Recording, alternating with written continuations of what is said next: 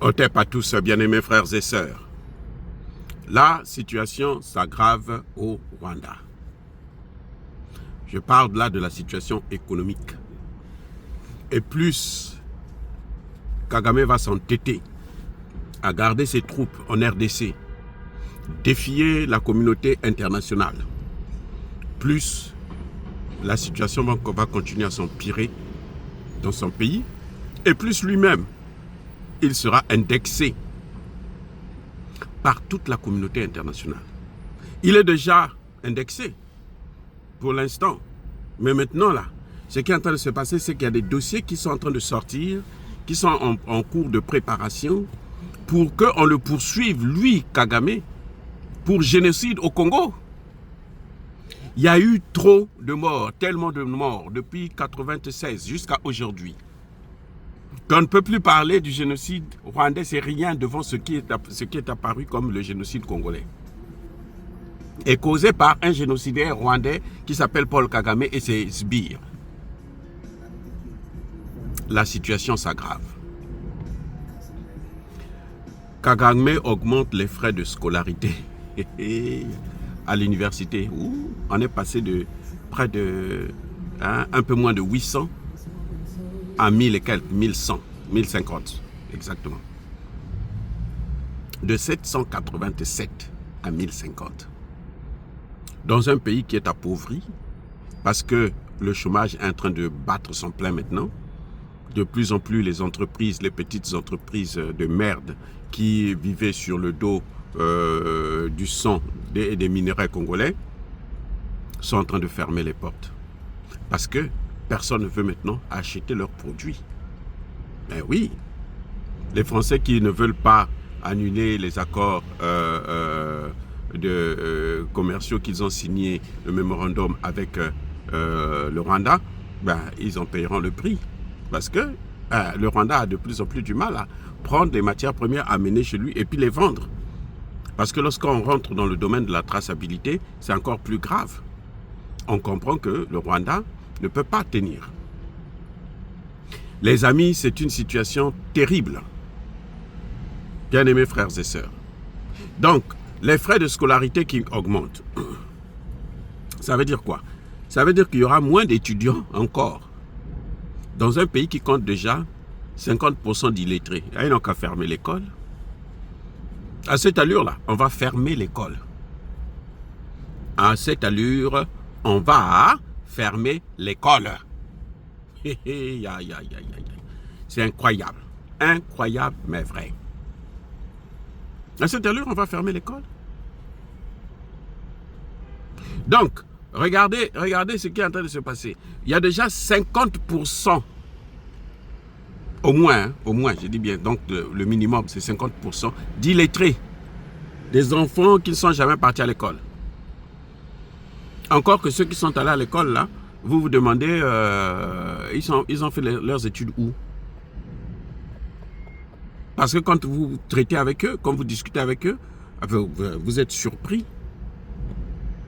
Maintenant que les frais de scolarité coûtent maintenant très cher, qu'est-ce qu'ils vont faire?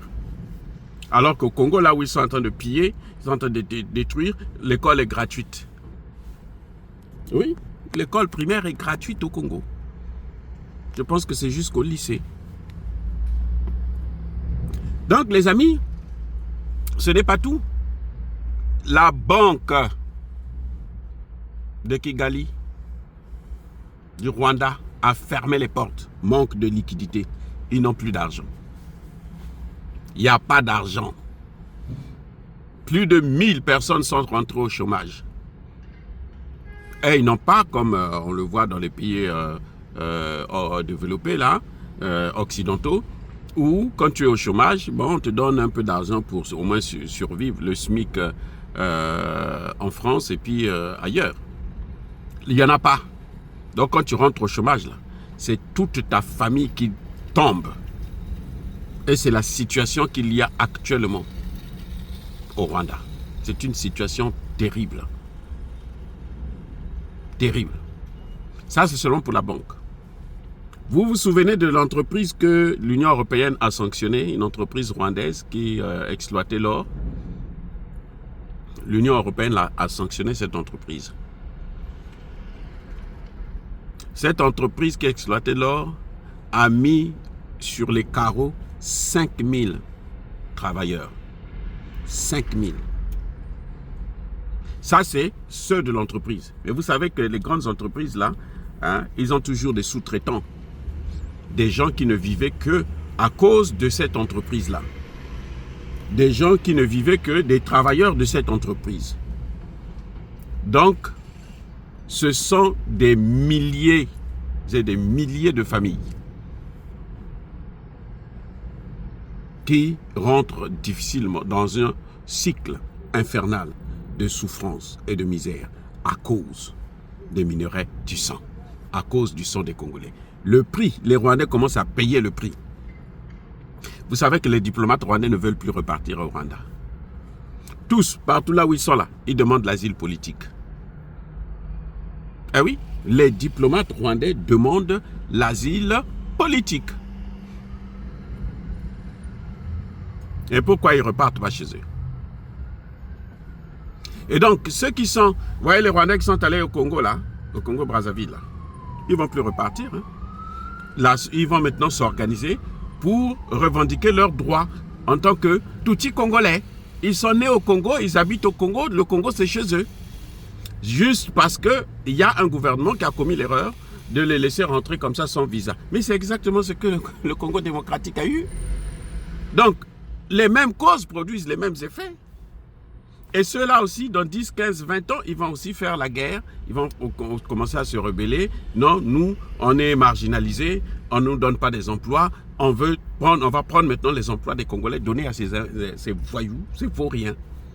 Voilà la situation que le Congo-Brazzaville est en train de créer lui-même. Lui-même crée. Alors qu'on n'arrive pas à nourrir les Congolais déjà. La misère, elle est... Mais alors, mais c'est malheureux au Congo. Les gens souffrent là-bas. Mais on va prendre aussi des Rwandais, on amène encore, et on va chercher à donner des droits à ces gens-là.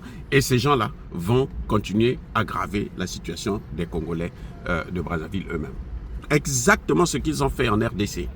La RDC encore sur son sort, parce que la RDC a beaucoup de matières premières, et puis Tshisekedi est venu pour corriger au moins. Mais le Congo a cette allure-là. Maintenant, on ne peut pas voir ça. Hein. Même les Congolais sont peu qui regardent ça.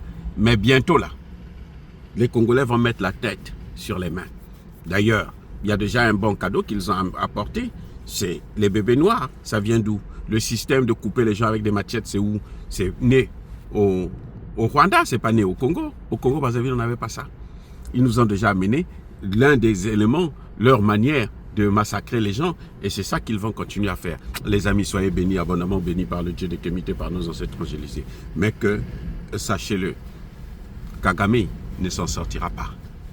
Et ceux qui ont soutenu Kagame jusqu'à la dernière minute, ceux-là ne vont pas aussi s'en sortir. Vive l'Afrique éternelle, j'ai dit et j'assume.